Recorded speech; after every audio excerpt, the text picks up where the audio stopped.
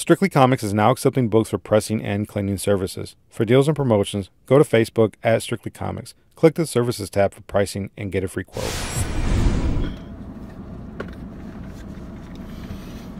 Why do I have a feeling you have a lot to talk about? What's up, everybody? It's Edwin back again for Strictly Comics with my wife, Michelle. We just came back. We literally just got out of the theater about, what, 5 minutes ago? Literally. From seeing the Black Panther. We caught the matinee. And so we're going to just do a quick, well, hopefully it's a quick review. It might turn into like a 30-minute review. I don't know. We're going to talk a little bit about the film, our thoughts, likes, dislikes, all that stuff. So I feel like my wife has a lot to talk about. No, so you start. You start. I want you to start because I think you don't have a lot to say anyway. So I have a lot to say. So let me. It takes me time to process stuff. I'm gonna get the bad out the way. Well, first let me say I watched not a lot, but I watched a few reviews on this because I didn't want the same problem that I had with Star Wars: The Last Jedi failure. So I don't want to waste my money like that ever again. So therefore I will watch certain reviews of people, not the big time YouTubers, but kind of the lower middle tier type of YouTubers, because I want an honest opinion and reaction. So I watched those and it actually kind of helped me lower my expectations a little bit going into the film. I knew certain things to expect and how to approach it. That being said, one of the bad things that I did not like was, should we do spoilers or? I don't know. Well, let's just say this: the bad thing I didn't like was there was like war and fighting between Wakandans. I didn't like that because there was a challenge between T'Challa, the Black Panther, and Killmonger. I'll just say this: that didn't make sense to me because I don't know how to explain it without spoiling it, but okay, I just didn't like the conflict between the two people.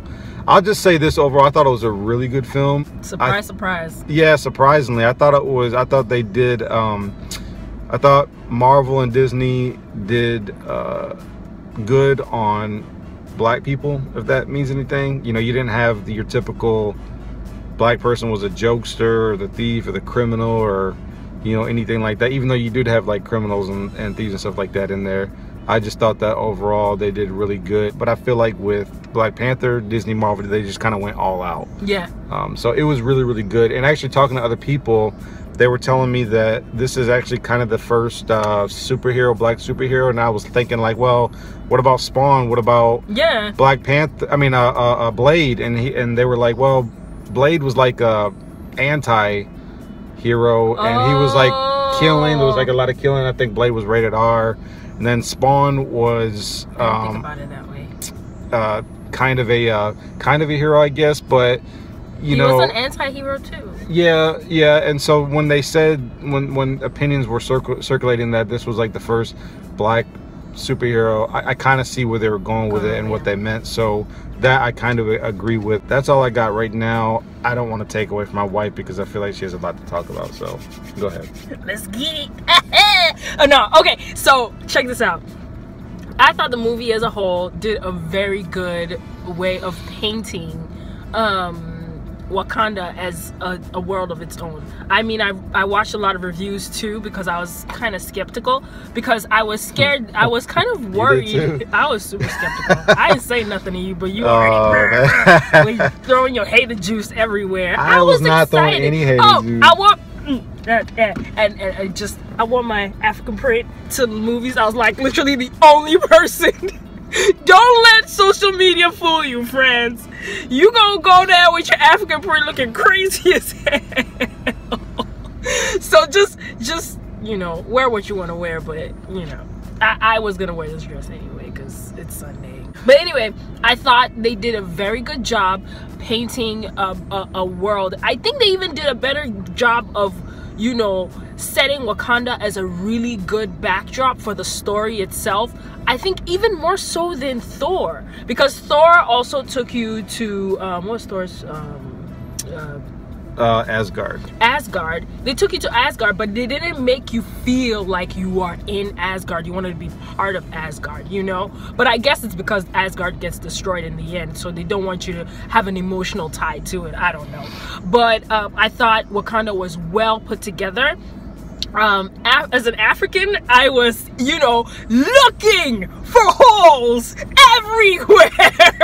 It's fun, and she's right, because they were in the museum, and Michael B. Jordan's character was pointing trying out to get certain artifacts. Yeah, the curator to identify certain artifacts, and then I was just like, that's a lie. Oh, that's true. Oh, that's true. Oh, that's true too. Okay, let's keep moving. And when they went to Wakanda, I was ready. Okay, let me tell you, I was ready to see all the falsities. And you know what? They did a really good job encapsulating a lot of different cultures from the continent. You saw some Fulani architecture in there. You saw some ancient Southern African architecture, which predates colonialism, which is insane. I was so impressed with that. You saw some architecture from you know, the northern parts of West Africa. I saw a lot of that too.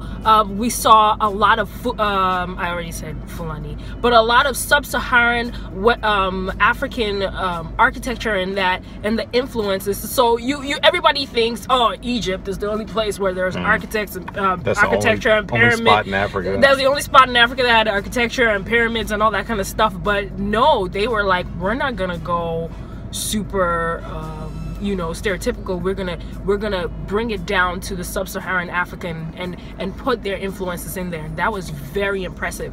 We'll talk about the garments. Hold on. Yeah, that's what I was just getting to. Oh, okay. A lot of the garments, you know, a lot of the dress, like, they were actually spot on, because I realized what's his name, T'Challa, he was the king, and he wore a lot of royal colors, and royal African garments. So the kente that he wore was mostly for a certain a king. It's the kente that he wore was from the Ashanti tribe, and the kings usually wear that kente, but it's been proliferated and you know, pushed out and made mainstream, and people don't really know the real meaning of it.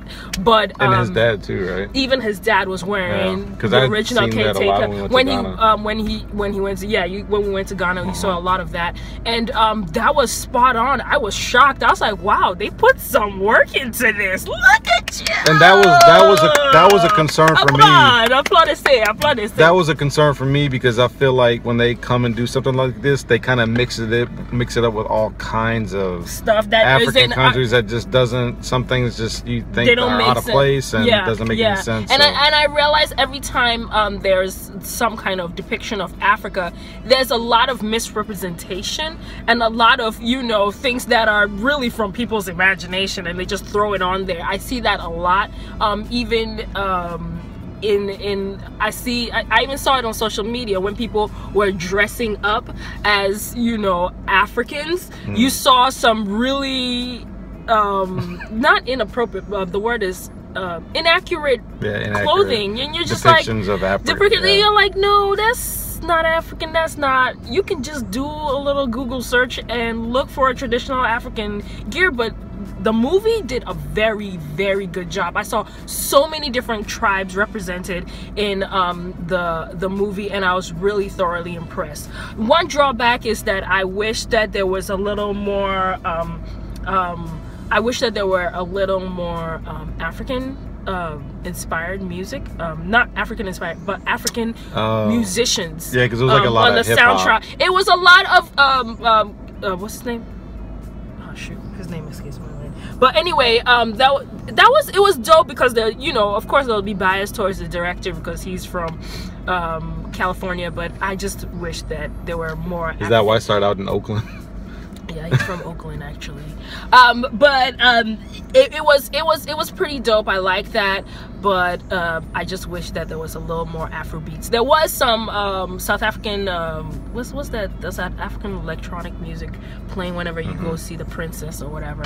That was dope. I need to take my hats off to Angela Bassett. That woman, oh my goodness. Did she do a good job, you think? She did an amazing. Her accent was better than everybody. She didn't even have a lot of lines. She took her time and studied. Let's talk about that for a second. And you're gonna get a lot of reviews, guys, and we're trying to keep this too long. But what did you think about the dialects? I thought the accents, T'Challa's accent was a little bit of a mixed bag. You could tell his American accent would just come poking through like once in a while, and I'm like, And African Americans get mad when the British actors steal their roles because of stuff like this. You like, I get it. He did a few of the inflections and stuff, but I don't think it was really smooth. But Angela Bassett, what? Her accent? Dude, that woman had it packed down. She was like, I'm not coming here to fail. I thought Denai did a good job too from Michonne. Yeah, she did a pretty good job. She did a pretty good job too. Her character was really well played out. Like it was really, really well played out. And the thing about that, while you're looking at what you want, is that you had strong women as well as strong men. That was my next point. Dude, why you always still I didn't see your notes. But I love that. That was one of my favorite things. The women wearing damsels, they could fight just as hard. And it's a little accurate for some African countries. So in the women of there was a tribe, there was an ancient tribe of Benin. I forgot the name of that tribe, but the women it was just full of women warriors, and they never took the women warriors out to go fight because they were more ruthless than the men. So they only used the women warriors when it was like it had to be done. It was absolutely really bad and they needed to go conquer like a whole state or something like that. Then they take the women warriors out. I forgot their name right now, but that was very reminiscent of that. I was getting a lot of those vibes, so I was really impressed with that also. One last thing, and a lot of people who are not into pre-colonial African history, or the dynamics between the diaspora and the people of the continent will not fully understand this, but I just want to talk to my people for a second. Okay, all right, here's what the movie really addressed: my kind of African guilt, and brought to the forefront the prejudice between African American and Africans, the Africans and the African diaspora. Africans are so it just kind of brought it to the forefront. So I hope that when Africans watch this, they will be recognizing some of the patterns that we have. T'Challa's people were the people with the roots. They wanted to protect their culture. They wanted to protect who they were. They wanted to protect their wealth of culture and understanding and everything that they had. Because of the actions of T'Challa's people, they grew a monster called Killmonger. Sorry. Yeah. I was gonna say Killgrave. I was like, no, that's not. Yeah. No, Killmonger. They kind of brought a monster called Killgrave, and Killgrave is dead on with his anger and his feeling of being left and abandoned and being powerless and disconnected from who he truly was. And the Wakandans, I feel like the Wakandans were a little justified. It's very reminiscent of a lot of Africans, how Africans feels like, no, we don't want to involve ourselves with that. You guys are doing your own thing. We're not part of you. I mean, Africans do that a lot, and I thought their that identity is lost. Yeah, people from the don't have their roots planted in, and there's this kind of wall, like there's a lot of stonewalling from Africans towards people of the diaspora, and not allowing them to kind of connect with us in order to also develop roots. They're not necessarily outsiders, they are also like us. So I know I'm talking too much, but I had to get this point out. But I just needed to put this point out that it really brought that really hard conversation. And I don't know why so many reviews that I watched, especially from Black people, never really addressed this. They made it, they just kind of brushed past it like it wasn't really a big deal. But I think it is. It was very, it made me feel almost kind of bad. Like I was like, oh, I'm guilty of that. I should review my life. I felt like the story was set up pretty well. I felt like it progressed good throughout the film. I thought that T'Challa, Black Panther, was a good hero. I thought that what's his name, Killmonger, was a good villain. I didn't like, that was the other thing I failed to mention, was I didn't like his how he played out in the end of the film. I felt like there could have been maybe some kind of redemption or something, but anyways, for him to gain some understanding. Yeah, but I just want to say that maybe kind of, I guess people who have high expectations going into this film won't be disappointed. I think that you're gonna get a good film, a good story, and that was the other thing, is the story is good, and I thought that the character development of T'Challa was good. I thought that the character development of Killmonger was good, and I thought that the character development of the priest, who Forrest Whitaker played, was good. I think a lot of young girls are gonna really like T'Challa's sister. What was her name? The tech genius. I forgot her name. She was awesome. Yeah, she was cool. Like she was just, she kind of reminded me of what's the female Iron Man, Riri Williams. I think that's her name. The black female Iron Man who became Iron Man like a couple years ago, a year or two ago. She was just a IT tech genius, and that's what T'Challa's sister was like in a sense. So, but overall, I'll let my wife kind of close out, but overall, I give the film like a 4.5 out of 5. I thought it was that good. It was a very, very good film, and I would even pay to see it a second time, and I will probably definitely be looking to get it on Blu-ray. Yeah, definitely a Blu-ray buy, because you want to get all those vibrant colors just to pop out at you while you're watching it. So pretty. It's a very, okay, to close out, it was a very pretty movie. It was very beautifully done. It was a great movie. It was worth it. I would also go see, I'm not a big second going to see movies 2, 3. I just, that's not me. I just don't do that.